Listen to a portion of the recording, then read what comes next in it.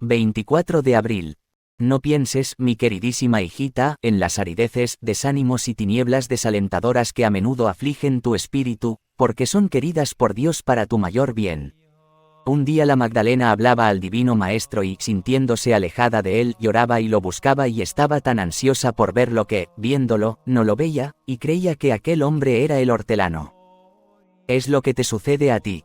Ánimo, mi buena hijita, no te inquietes por nada.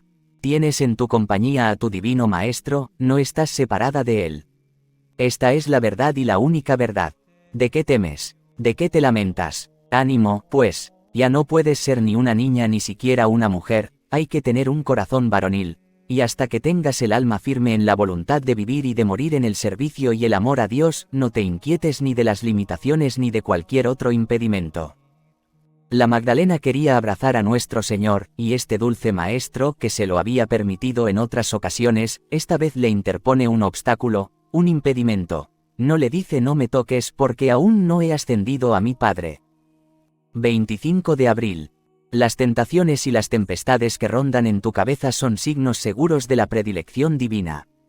El temor que tienes a ofender a Dios es la prueba más segura de que no le ofendes. Confía con confianza ilimitada en la bondad divina y cuanto más intensifique el enemigo los ataques, más debes abandonarte confiadamente en el pecho del dulcísimo Esposo Celestial que no permitirá jamás que seas vencida. El mismo Dios lo ha proclamado solemnemente en la Sagrada Escritura: fiel es Dios, que no permitirá que seáis tentados sobre vuestras fuerzas. Antes bien, con la tentación os dará fuerzas suficientes para superarla. Convencerse de lo contrario es una infidelidad, y Dios nos guarde de caer en semejante aberración. También San Pablo se inquietaba y pedía ser liberado de la dura prueba de la carne, también él temía intensamente sucumbir, pero ¿acaso no se le garantizó que la ayuda de la gracia le bastaría siempre?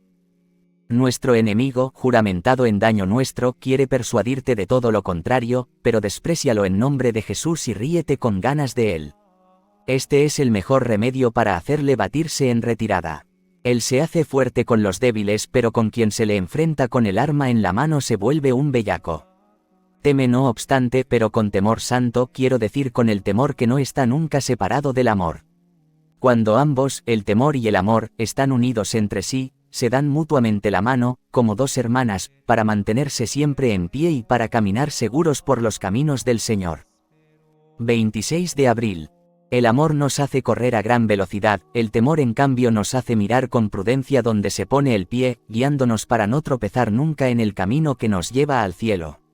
Sé que la cruz, queridísima hermana mía, es dolorosa, y para los amantes resulta casi insoportable la que pone en peligro de ofender a quien se ama y se adora, pero Jesús, tentado en el desierto y colgado de la cruz, es una prueba clarísima, luminosa y muy consoladora de lo que te aseguro en nombre del tiernísimo Esposo de las almas, es decir, que las tempestades de esta vida para un alma que busca a Dios en todo, y lo desea sobre todas las cosas, que lo quiere a Él solo en su corazón, que suspira por hacerle reinar como monarca en el centro de su espíritu, y que desea ardientemente ser poseída entera y totalmente por solo Él, y que en esto es mucho más celosa que lo que suele suceder entre dos amantes perdidamente dedicados al amor, digo que todo esto es un signo clarísimo del singular amor y excepcional misericordia de la amorosa providencia de Dios que no a todas las almas, incluso particularmente privilegiadas, concede. 27 de abril. Ánimo, pues, y adelante. Dios está contigo, y el infierno, el mundo y la carne deberán para propia confusión arrinconar un día las armas y confesar una vez más que no pueden hacer nada contra el alma que posee y es poseída por Dios. Paréntesis que abre, paréntesis que cierra. La guerra contra ti, querida mía, está declarada y es necesario vigilar a todas horas, oponerle una fuerte resistencia, teniendo siempre la mirada de la fe orientada al Dios de los ejércitos, que lucha contigo y a tu favor, y tener confianza ilimitada en la bondad de Dios, porque la victoria es segurísima. ¿Y cómo convencerse de lo contrario?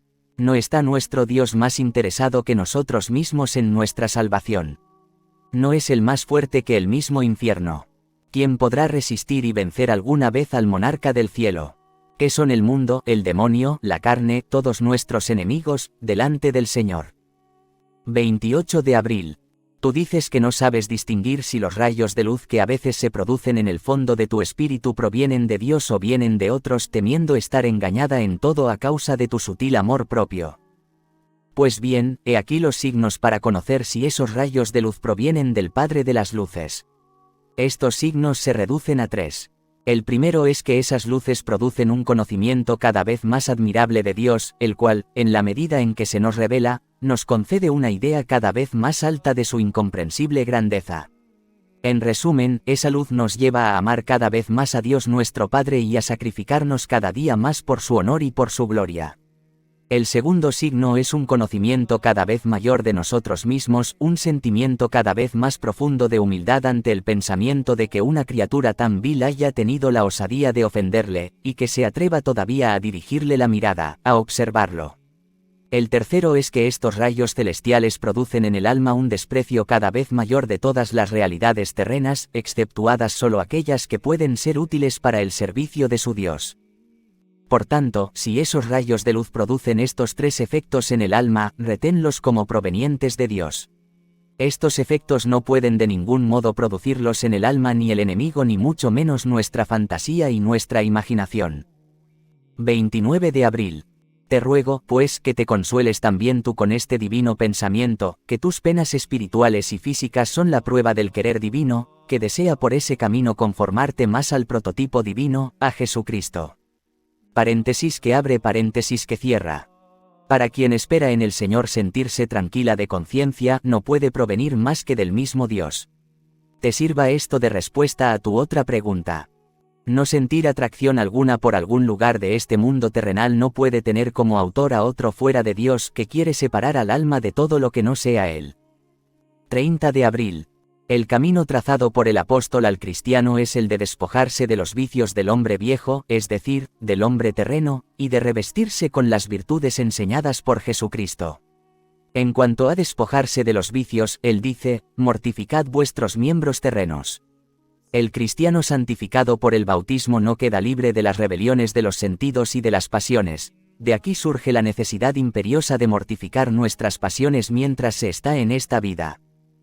El mismo santo apóstol experimentó en sí mismo bastante duramente la rebelión de los sentidos y de las pasiones, por lo que emitió este lamento: yo mismo con la mente sirvo a Dios y con la carne sirvo a la ley del pecado, es decir, a la ley de la concupiscencia. Como si hubiera querido decir, yo mismo soy siervo de la ley de Dios con la mente, pero con la carne estoy sometido a la ley del pecado. Todo lo cual va dicho para consuelo espiritual de tantas pobres almas que, asaltadas por la ira o por la concupiscencia, sienten en sí mismas un doloroso contraste, no quisieran sentir, ni tener esos movimientos, esos rencores, o esas vivas imaginaciones, esos sentimientos sensuales. Pobrecillas, sin que ellas lo quieran, en ellas surgen y se contraponen, experimentan una propensión en sí violenta al mal en el acto en que quieren hacer el bien. Entre estas pobrecillas hay algunas que creen ofender al Señor al sentir en sí esa propensión violenta al mal. Consolaos, almas elegidas, en esto no hay pecado, porque el mismo santo apóstol, vasija de elección, experimentaba en sí mismo ese horrible contraste. Encuentro en mí, dice él, en el acto de querer obrar el bien, una fuerza que me inclina al mal. Sentir los estímulos de la carne, incluso de forma violenta, no puede constituir pecado cuando el alma no se determina a ello con el consentimiento de la voluntad. Mayo. 1 de mayo. El alma llamada a la gloria eterna bien puede considerarse una piedra destinada a levantar el edificio eterno. Un albañil que quiere levantar una casa debe comenzar por pulir las piedras que han de formar parte de la composición de la casa, y todo esto lo consigue a golpes de martillo y de cincel. De la misma manera actúa el Padre del Cielo en las almas elegidas, las que desde la eternidad fueron destinadas por su suma sabiduría y providencia a componer el edificio eterno. Por tanto, el alma destinada a reinar con Jesucristo en la gloria eterna debe ser pulida a golpes de martillo y de cincel. Pero estos golpes de martillo y de cincel de los que se sirve el artista divino para preparar las piedras, es decir, el alma elegida, ¿cuáles son? Hermana mía, estos golpes de cincel son las sombras, los temores, las tentaciones, las aflicciones de espíritu, los temblores espirituales con algún aroma de desolación y también de malestar físico. Da gracias, pues, a la infinita piedad del Padre Eterno, que así está tratando tu alma, porque está destinada a la salvación. 2 de mayo. El apóstol predilecto, San Juan, vio en su Apocalipsis al Cordero de Dios, que estaba rodeado de una gran multitud de almas que lo seguían a donde quiera que él fuera. Y estas almas, dice, eran vírgenes, virgines enim sunt, y seguían al Cordero de Dios a donde quiera que fuera, et secuntur agnum quocum que hierat. Por lo tanto, solo las almas vírgenes tienen la feliz condición de rodear al Cordero, y solo las almas vírgenes lo seguirán a donde quiera que vaya. Pero aquellas almas que no aman su virginidad no son vírgenes más que en apariencia, al tener su corazón comprometido. Estas no son aquellas de las que se ha dicho, la mujer no casada y la virgen piensan en las cosas del Señor, a fin de ser santas de cuerpo y espíritu, pero, ¿cómo pueden tener cuidado de las cosas del Señor, si no aman ni siquiera su virginidad? Oh, hijita mía, esto te lo he dicho ahora no para ponerte una trampa, no, sino para tu bien. Te he dicho esto por lo que tiene de honesto y porque da la posibilidad de servir al Señor sin ningún impedimento. Alabado sea Dios que te ha concedido este querido y santo amor, hazlo crecer cada día más y te crecerá también el consuelo, y, porque todo el edificio de tu bienaventuranza está sostenido por estas 2 columnas, mira, al menos una vez al día, con alguna meditación o algún pensamiento, si tanto la una como la otra están debilitadas. Y si te agrada repetir esta misma meditación o devota reflexión más veces al día, no te será inútil, y digo, si te agrada porque quiero que, en todo y para todo, tengas santa libertad de espíritu en orden a los medios de perfección, y para que las 2 columnas las tengas sólidas y estables, no importa el cómo. 3 de mayo. Recuerda la bondad del Señor con la que te ha tratado hasta el presente. Él continuará su obra de perfeccionamiento para provecho tuyo, Él continuará derramando en ti a manos llenas el aceite, no solo de su misericordia, que te alegrará, sino también de su virtud, que te hará fuerte para luchar con éxito, pues es sabido que los luchadores se ungen sus cuerpos con aceite para ser más ágiles, más flexibles y más robustos. Vive tranquila, pues la piedad divina no fallará, y mucho menos te fallará a ti, si te muestras dócil a sus divinas actuaciones. Ea, Rafaelina, no seas avara con este médico celestial, por caridad, no le hagas esperar todavía más. También a ti te va repitiendo, praeve cortum, dame tu corazón, hija mía, para derramar en él mi aceite. Por caridad, que no caiga en el olvido semejante invitación de un padre tan tierno. Ábrele, pues, con confiado abandono la puerta de tu corazón, no quieras renunciar al manantial precioso de su aceite, para que no tengas que ir a buscar este aceite de su misericordia en el momento de la muerte, como las vírgenes necias del Evangelio, porque entonces no encontrarás a nadie que te lo dé. 4 de mayo. Sí, mantente en vida unida siempre a Jesucristo que agoniza y sufre en el huerto de los olivos y, participando de este modo de la unción de su gracia y del alivio de su fuerza, te encontrarás en ese mismo huerto de los olivos el día de tu muerte para participar del gozo de su ascensión y de la gloria. Paréntesis que abre, paréntesis que cierra. Aprende, pues, a sufrir todo cristianamente y no temas porque ningún sufrimiento, por muy bajo que sea el motivo del mismo, resultará sin mérito para la vida eterna. Confía y espera en los méritos de Jesús, y de este modo la humilde arcilla se transformará en oro finísimo que resplandecerá en el reinado del monarca celestial. 5 de mayo. La Virgen Inmaculada ya se ha complacido en la flor espiritual que le has ofrecido por medio de mis manos. Nuestra buena madre la ha encontrado, sí, en verdad un poco marchita, a causa del rocío bastante frío que le cayó encima, pero es un defecto muy leve, y tú debes hacer que recobre toda su frescura con el calor de la caridad. Sí, querida mía, nunca nada te debe parecer demasiado en esta virtud y, aunque yo te veo bastante adelante en ella, sin embargo no ceso nunca de añadir mis exhortaciones para que abundes cada día más en la caridad, ya que es la virtud preferida y muy recomendada por el Divino Maestro. De esta virtud él quiso hacer un precepto para todos sus seguidores, un precepto suyo propio y del todo nuevo, desconocido para la mayor parte de nuestros antiguos padres de la antigua alianza. 6 de mayo. Oh, hijita mía, qué amargo es el pensamiento de tener que rendir cuenta a Dios de los pecados hechos cometer a otros por una equivocada dirección, y también del mayor bien no promovido en las almas por mi ignorancia, y Dios no quiera que sea también por mi negligencia o, peor todavía, por mi malicia, aunque involuntaria. Ah, Hija mía, reza y reza mucho por esta finalidad, junto con las otras almas unidas a nosotros en un mismo espíritu delante del Señor. No puedes imaginar qué sufrimiento es para mí este temor que está siempre clavado ahí, en la punta más alta del espíritu, y que me hace agonizar cada instante. 1000 muertes, las más dolorosas, serían para mí muy poca cosa ante esta nueva cruz que me envía Dios y que, no me hago ilusiones, me acompañará hasta la muerte.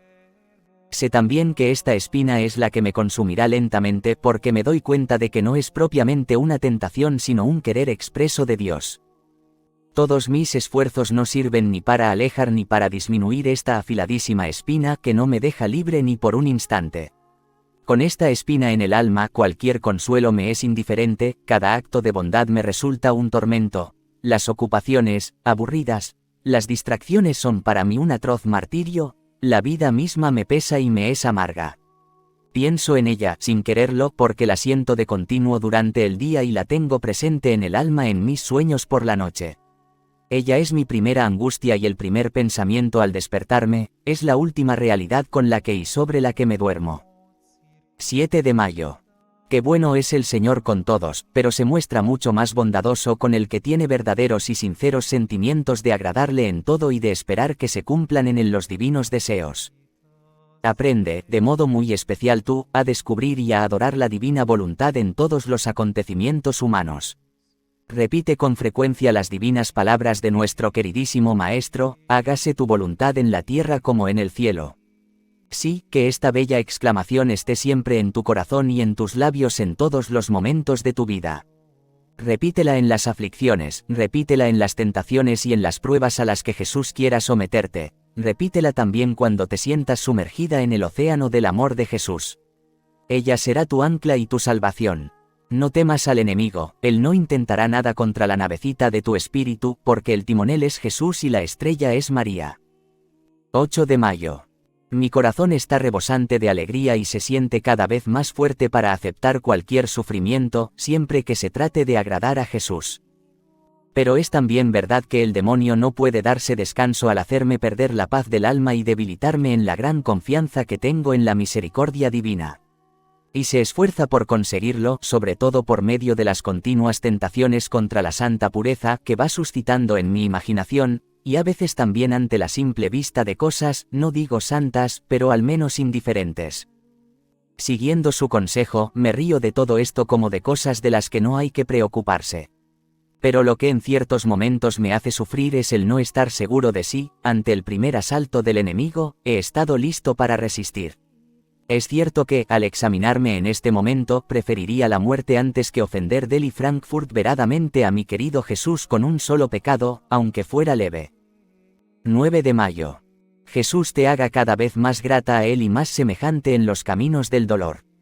María, la Madre de Jesús y Madre nuestra, te conceda entender todo lo que encierra el gran secreto del dolor, cristianamente soportado, y te obtenga también toda la fuerza para poder subir hasta la cima del Calvario, llevando la propia cruz.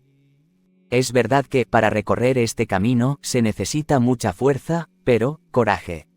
El Salvador no permitirá nunca que decrezca su ayuda hacia ti. Por tanto, apresurémonos a unirnos, a mezclarnos, a todas esas almas piadosas y fieles que van junto al Divino Maestro. Apresurémonos, digo, para no quedar demasiado atrás en esta santa comitiva. Mantengámonos siempre unidos a ella. No la perdamos nunca de vista, que no escape nunca de nuestra vista, porque no la podremos alcanzar, y nos veremos privados de esos tesoros secretos de bien que solo se encuentran ahí, y excluidos del gozo eterno que solo en ella y por ella se llega a poseer. 10 de mayo. Santidad quiere decir ser superiores a nosotros mismos, quiere decir victoria perfecta sobre todas nuestras pasiones, quiere decir despreciarnos verdadera y constantemente a nosotros mismos y a las cosas del mundo, hasta preferir la pobreza a la riqueza, la humillación a la gloria, el dolor al placer. La santidad es amar al prójimo como a nosotros mismos y por amor a Dios. La santidad, en este punto, es amar también a quien nos maldice, nos odia, nos persigue, incluso hasta hacerle el bien. La santidad es vivir humildes, desinteresados, prudentes, justos, pacientes, caritativos, castos, mansos, trabajadores, observantes de los propios deberes, no por otra finalidad que la de agradar a Dios, y para recibir solo de él la merecida recompensa. En síntesis, según el lenguaje de los libros sagrados, la santidad, o rafaelina, posee en sí la virtud de transformar al hombre en Dios. 11 de mayo. En torno a 3 grandes verdades es necesario orar de modo especial al Espíritu Paráclito para que nos ilumine, y son, que nos haga conocer cada vez mejor la excelencia de nuestra vocación cristiana. Ser preferidos, ser elegidos entre una muchedumbre, y saber que esta predilección, que esta elección, ha sido hecha por Dios, sin ningún mérito nuestro, desde la eternidad, ante mundi constitutionem, con el único objetivo de que seamos suyos en el tiempo y en la eternidad, es un misterio tan grande, y al mismo tiempo tan dulce, que el alma, por poco que lo penetre, no puede sino derretirse toda en amor. En segundo lugar, pidamos que nos ilumine cada vez más sobre la inmensidad del premio eterno al que la bondad del Padre Celestial nos ha destinado. La penetración de nuestro espíritu en este misterio aleja al alma de los bienes terrenos y nos vuelve ansiosos por llegar a la patria celestial. Oremos, por fin, al Padre de las Luces que nos haga comprender cada vez más el misterio de nuestra justificación, que de miserables pecadores nos lleva a la salvación. Nuestra justificación es un milagro inmensamente grande que la Sagrada Escritura compara con la resurrección del Divino Maestro. 12 de mayo. La justificación de nuestra impiedad es tal que bien puede decirse que Dios ha mostrado más su poder en nuestra conversión que al crear de la nada el cielo y la tierra, ya que existe mayor oposición entre el pecador y la gracia que entre la nada y el ser. La nada está menos alejada de Dios que el pecador. En efecto, la nada, siendo la privación del ser, no tiene capacidad alguna para resistirse a la voluntad de Dios, mientras que el pecador, siendo un ser y un ser libre, puede oponerse a todos los deseos divinos. Además, en la creación se trata del orden natural, en cambio, en la justificación del impío, se trata del orden sobrenatural y divino. Oh, si todos comprendiéramos de qué extrema miseria e ignominia nos ha sacado la mano todopoderosa de Dios. Oh, si pudiéramos penetrar durante un solo instante lo que deja estupefactos incluso a los mismos espíritus celestiales, es decir, el estado al que nos ha elevado la gracia de Dios para ser nada menos que sus hijos, destinados a reinar con su Hijo por toda la eternidad. Cuando al alma humana se le conceda penetrar esta realidad, no podrá menos de vivir una vida totalmente celestial. Triste condición la de la naturaleza humana. ¿Cuántas veces el Padre del Cielo querría descubrirnos sus secretos y no puede hacerlo porque, a causa de nuestra malicia, nos hemos vuelto incapaces para ello? Quiera el Señor poner fin a tanta flacura y a tanta miseria. Termine de una buena vez el reino de Satanás y triunfe en todas partes la justicia. En nuestras meditaciones volvamos con frecuencia a las verdades aquí expuestas para que de este modo nos encontremos más fuertes en la virtud y más nobles en nuestros pensamientos. 13 de mayo. La primera y principal máxima que debes grabar en tu mente es esta: obediencia y siempre obediencia, y a ella someterte enteramente. Por tanto, en tus actuaciones tú no debes razonar, y, ante cualquier duda que te asalte, sigue adelante sin angustiarte, y aleja todo apoyándote en la santa obediencia. Jesús estará siempre contento de cualquier obra tuya. Evita solo aquello que tú sabes claramente que es pecado. Solo esto no cae bajo la obediencia. Y recuerda bien que yo he dicho que Jesús estará siempre contento de cualquier acción tuya porque cuando tu voluntad habitual es la de agradar a Dios, y esta voluntad yo te he asegurado, y te aseguro ahora de nuevo que tú la tienes, cada acción le será grata, y a ti no debe importarte si tú no lo ves con tu inteligencia. Jesús mira tu voluntad, que es la de querer agradarle siempre. Por tanto, hijo mío, no te preocupes ante las dudas o los temores, que te sea suficiente saber, por la palabra de la autoridad, que Jesús está contento de tu acción. Una de dos: o se equivoca la autoridad o te equivocas tú. La conclusión. Ahora bien, es indudable que tú, queriéndote persuadir de lo contrario, estarás siempre equivocado. La verdad no está de tu parte, sino de parte del que te habla en nombre de Dios. ¿Qué más quieres, hijito mío, de un Dios que desciende hasta la broma ingenuamente santa? Entonces, ningún temor en tus relaciones con Dios, resignación, paciencia y un día verás la luz completa e indefectible. 14 de mayo. Sospecha de todos aquellos deseos que, a juicio de las almas prudentes y piadosas, no pueden alcanzar sus objetivos. Entre ellos hay que colocar los deseos de aquella perfección cristiana que puede ser perfectamente imaginada pero nunca practicada, y sobre la que muchos dan buenas lecciones pero nadie la lleva a la práctica. Y, del mismo modo, abandona también la duda que me manifestaste en relación con lo que dices que has leído en los libros. Reflexiona seriamente en la vanidad del espíritu humano, propenso a equivocarse y turbarse en sí mismo, porque te aseguro que de esta consideración deducirás fácilmente lo que tantas veces te he dicho, que los trabajos internos que has tolerado y de los que aún queda en ti algún residuo han sido provocados en ti por una multitud de consideraciones y deseos producidos por esa gran ansiedad de llegar cuanto antes a aquella perfección imaginada que tú equivocadamente te habías formado. Tu imaginación había formado en tu espíritu una idea de perfección absoluta, a la que tu voluntad quería llegar. Pero, ¿qué sucedió? Tú bien lo sabes. La voluntad, asustada ante la gran dificultad e imposibilidad, quedó embarazada pero sin poder dar a luz, y por eso iba multiplicando los deseos inútiles, que, como moscones, devoraron la miel del panal, y los buenos y verdaderos deseos permanecieron hambrientos de consuelo. Fue estupendo para ti que el buen Dios tuviera compasión de tu alma y te liberara de ellos a tiempo y por medio del guía al que te confió. 15 de mayo. La virtud de la paciencia es la que nos asegura, más que ninguna otra, la perfección, y, si conviene practicarla con los demás, hay que tenerla no menos con uno mismo. El que aspira al puro amor de Dios no necesita tanto tener paciencia con los demás cuanto tenerla consigo mismo. Para conquistar la perfección, se necesita tolerar las propias imperfecciones. Digo tolerarlas con paciencia y no ya amarlas o acariciarlas. Con este sufrimiento crece la humildad. Para caminar siempre bien, es necesario, mi queridísimo hijo, aplicarse con diligencia a recorrer bien aquel trozo de camino que está más cerca y que es posible recorrer, hacer bien la primera jornada, y no perder el tiempo deseando hacer la última cuando todavía no se ha hecho la primera. Muchísimas veces nos detenemos tanto en el deseo de ser ángeles del paraíso que descuidamos ser buenos cristianos. Con esto no quiero decir o significar que no sea oportuno para el alma poner muy alto su deseo, pero sí que no se puede desear o pretender alcanzarlo en un día, porque esta pretensión y este deseo nos fatigarían demasiado y para nada.